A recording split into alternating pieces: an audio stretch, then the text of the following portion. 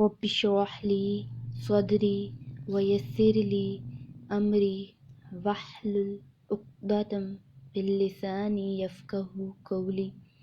السلام علیکم ورحمۃ اللہ وبرکاتہ۔ آج اس ویڈیو کا جو موضوع ہے وہ سورۃ الاقراء کی تفسیر ہے، تو آئیے اس کو شروع کرتے ہیں۔ بسم اللہ الرحمن الرحیم۔ اس صورت میں اللہ تعالیٰ نے کیا فرمایا ہے؟ اللہ تعالیٰ نے اقرا سے لے کے معلم تعلم جتنی یعنی کہ پہلی 5 جو آیات ہیں وہ پہلی وحی ہے جس کے نزول کے نبوت کی ابتدا ہوئی، جس کا قصہ حدیث شیخین میں یہ ہے کہ عطائے نبوت کے قریب زمانے میں آپ کو از خود یعنی کہ خود آپ صلی اللہ علیہ وسلم کو خلوت پسند ہو گئی۔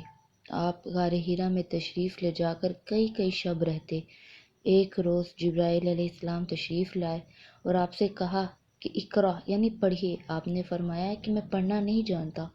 انہوں نے کہا، آپ کو زور سے اپنے سینے سے دبایا، پھر چھوڑ دیا اور پھر کہا اقرا۔ آپ نے پھر وہی جواب دیا۔ اس طرح یہ معاملہ 3 بار پیش آیا، پھر آخر میں دبانے کے بعد چھوڑ کر کہا پڑھیے اب اقرا الا سے معلم یعلم تک۔ اس میں اللہ تعالیٰ نے حضرت محمد صلی اللہ علیہ وسلم کو تعلیم دے رہے ہیں۔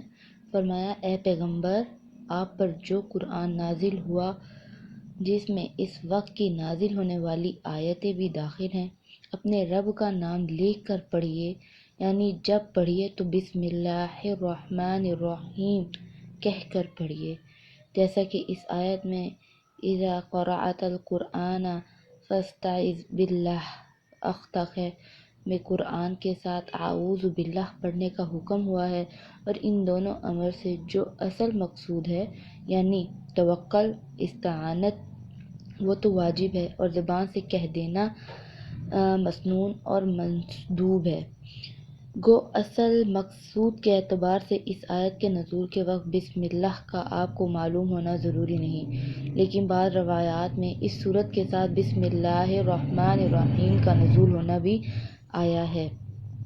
اب ان آیتوں میں جو قرات کو اسم الہی کے ساتھ افتتاح کرنے کا حکم ہوا ہے، اس کا حکم میں خود ان آیتوں کا داخل ہونا ایسا ہے جیسے کوئی شخص دوسرے سے کہے کہ جو کچھ میں تم سے کہوں تم اس کو سن کر اسے بھی کہو، تو خود اس جملے کے سننے کا حکم کرنا بھی اس کو مقصود ہے۔ بس حاصل یہ ہوگا کہ خواہ ان آیتوں کو پڑھو یا آیات بعد میں نازل ہوں گی ان کو پڑھو، سب کی قرات اسم الہی سے ہونا چاہیے۔ اور آپ کو بعلم ضروری معلوم ہو گیا کہ یہ قرآن اور وحی ہے، اور حدیثوں میں جو آپ کا ڈر جانا اور ورقہ بن نوفل سے بیان کرنا آیا ہے وہ بوجہ شبہ کے نہ تھا، بلکہ خوف و حیت وحی سے اضطراری تھا، اور ورقہ سے بیان کرنا مزید اطمینان اور زیادت ایقان کے لیے تھا، نہ کہ عدم ایقان کے لیے کے سبب۔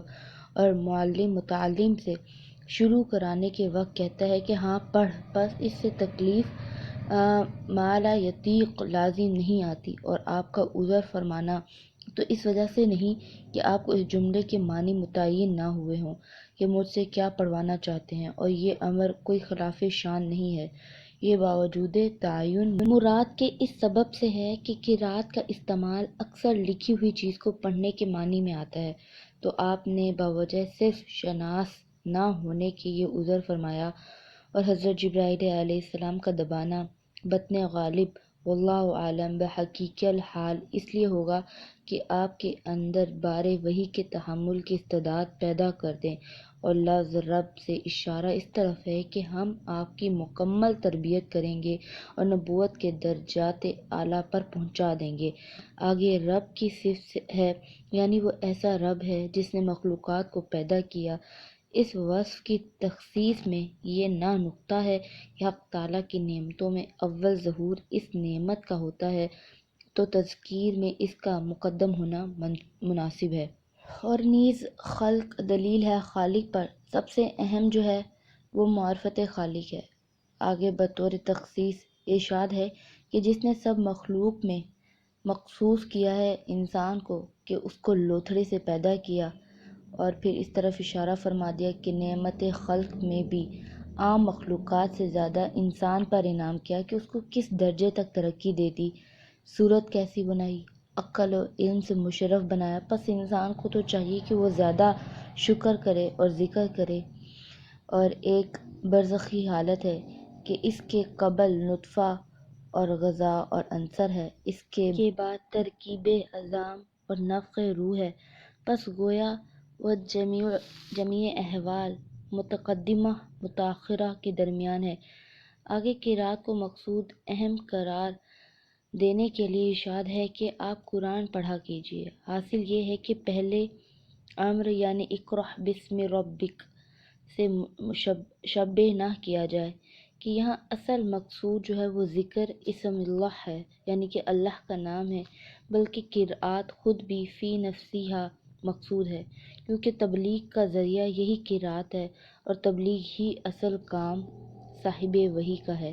بس اس تکرار میں آپ کی نبوت اور مامور بالتبلیغ ہونے کا اظہار بھی ہو گیا، اور آگے اس عذر کو رفع کر دینے کی طرف اشارہ ہے جو آپ نے اولاً جبرائیل علیہ السلام سے پیش کیا تھا کہ میں پڑھا ہوا نہیں ہوں۔ اس کے لیے ارشاد فرمایا کہ آپ کا رب بڑا کریم ہے، جو چاہتا ہے عطا فرماتا ہے، اور وہ ایسا ہے جس نے قلم سے تعلیم دی انسان کو، دوسرے ذرائع سے ان چیزوں کی تعلیم دی جن کو وہ نہ جانتا تھا۔ مطلب یہ ہے کہ اول تو تعلیم کچھ کتابت میں منحصر نہیں، کیونکہ دوسرے طریقوں سے بھی تعلیم کا مشاہدہ کیا جاتا ہے۔ دوسری بات، اسباب مؤثر بالذات نہیں، مسبب حقیقی اور علم دینے والے ہم ہیں۔ بس گو آپ لکھنا نہیں جانتے، مگر ہم نے جب آپ کو قرات کا امر کیا یعنی کہ حکم دیا تو ہم دوسرے ذریعے سے آپ کو قرات اور حفظ علوم وہیں پر قدرت دیں گے۔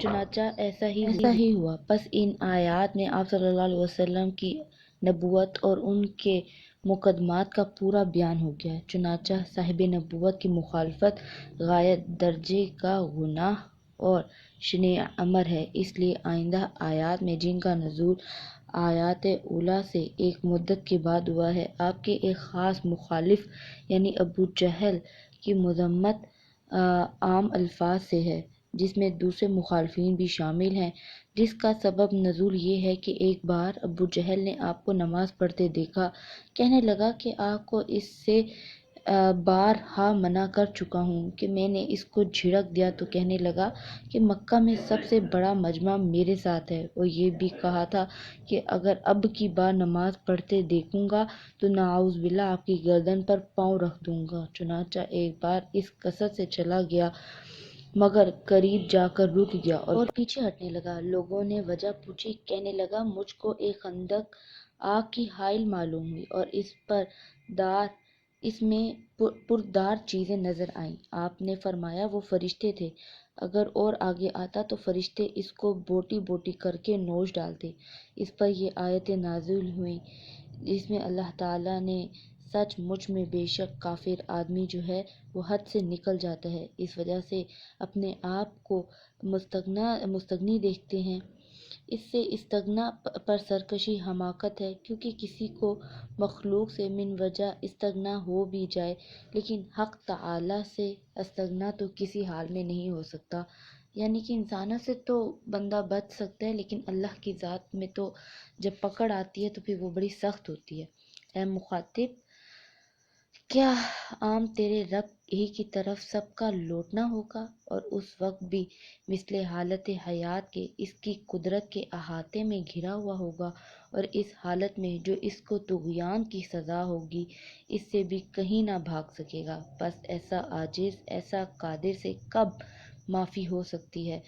تو اپنے کو مستغنی سمجھنا اور اس کی بنا پر سرکشی کرنا بڑی بیوقوفی ہے۔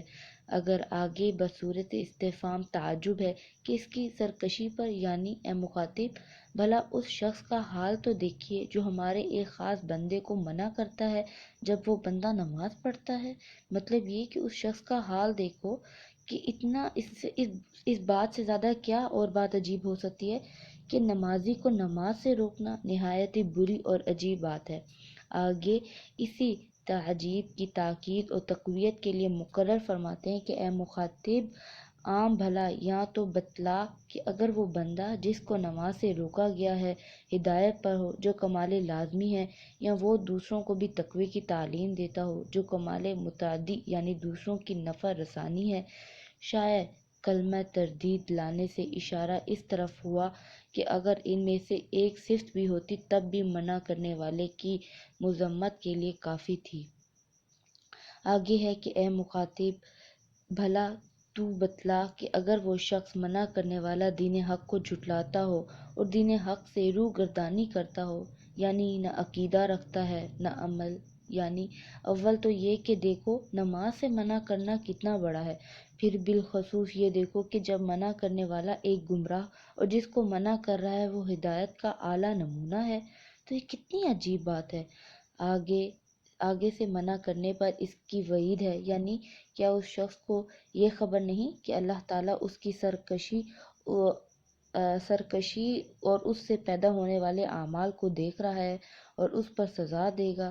اس پر اس کا زجر ہے، یعنی اس کو ہرگز ایسا نہیں کرنا چاہیے۔